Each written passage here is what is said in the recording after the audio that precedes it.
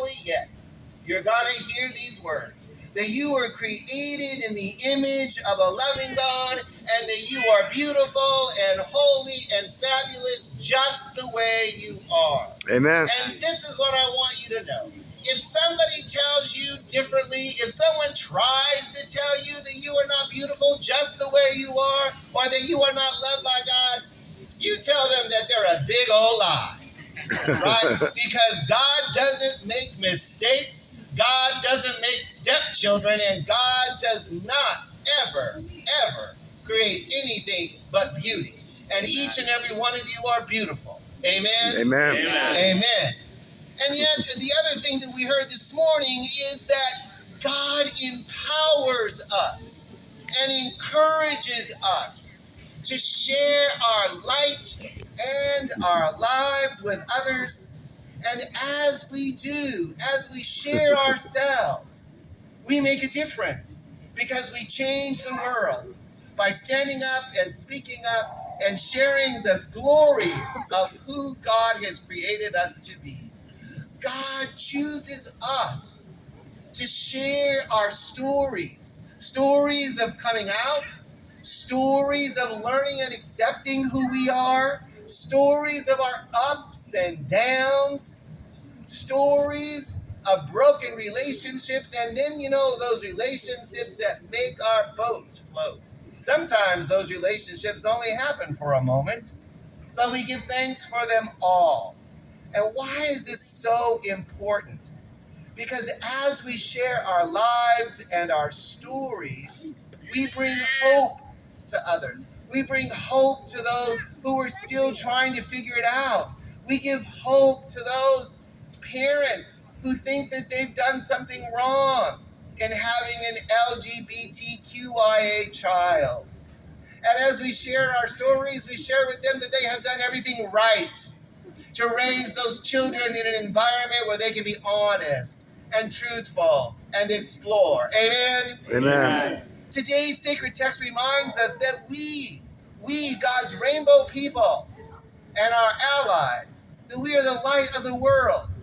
The brilliance of our light and life makes a difference. And so we are encouraged to shine our light in all that we do. Shine your light in your work. Shine your light in your neighborhoods. Shine your light in every experience that you have, so that others can see the glory of God in you. That we can see the good works that queer people are bringing to this world. Why is that important? Because the sacred text also told us that we are a chosen people, a consecrated nation, a blessed people. We are people that are set apart to do what? To live boldly, to stand up and to speak up for ourselves and others, so that they too can be free from the lies that others would tell them that they're not good enough, that they're filled with brokenness because of their queerness. And we say, oh no, we are everything but that. Amen, church? Amen. Amen. Because we are beautiful people, just the way we are. We are created as queer people because God said so. Now go ahead and argue with that. A lot of us have been willing to share our stories, and in so doing, that we have changed our society. In the early days of Pride celebration, remember, we must never forget what happened at Stonewall. We must never forget the brilliance of those brave drag queens that led an uprising that lasted 4 days. Stonewall marks the beginning of queer advocacy and justice-seeking movement as queer people and allies fought. They got tired of being put down. They got tired of being underground. They got tired of being put in closets. And so those drag queens led an uprising so that demanded that we be seen and heard, that demanded for our equal rights and inclusion within the mainstream of society. And each and every one of us sitting here today stand on the legacy of those drag queens and advocates that paved the way for us to be able to have the freedoms that we have today. They paved the way for us to learn how to tell our stories, to stand up. And most importantly, to remember that there are people that need to hear our stories because they are still struggling. So it was those drag queens that paved the way of acceptance and justice that we have inherited.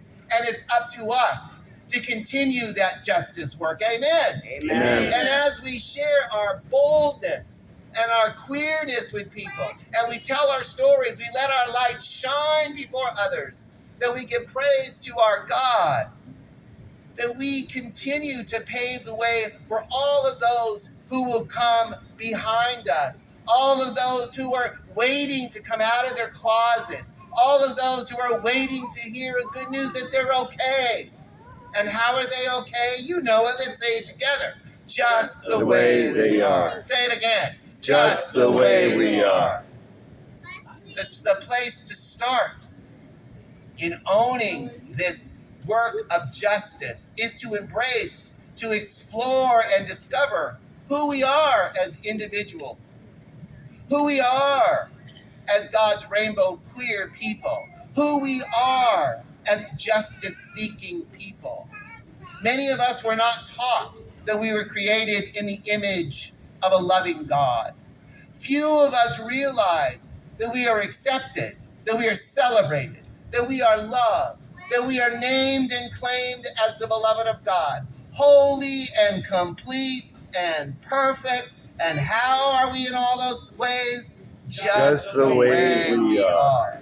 And as we live into our truth as queer people, we are more likely to see and live and accept our wholeness and our completeness in God, which allows us to better accept our beauty just the way we are, allowing us to fully be alive and to live into our lives without fear, without shame, because we realize in owning who we are as the beloved of God, that God walks with us, that God paves the way for us to share our stories, that God partners with us to work in and through us in ways that we never imagined possible. I'm incredibly grateful for the change in acceptance for queer people that I've seen and experienced in my lifetime. I am proud, very proud, that our society has slowly changed in acceptance of queer people, and that young people in this day and age do not have to go through the experiences that I went through, or the experiences that those early pioneers of our movement experienced. So, church, may we always embrace and honor and celebrate our pride by following the example of those brave drag queens and others at Stonewall. Don't ever forget the gift that they gave us. And we live into who we are as God's queer people by sharing our light, the light of our lives, by sharing our stories, by sharing our very essence with all who will listen. And if they won't listen, tie them up so that they can hear your words. Because we, God's queer people, are a consecrated people. We are a chosen people. We are a people set apart to do what? To share our light and our stories and give praise and thanks to our God.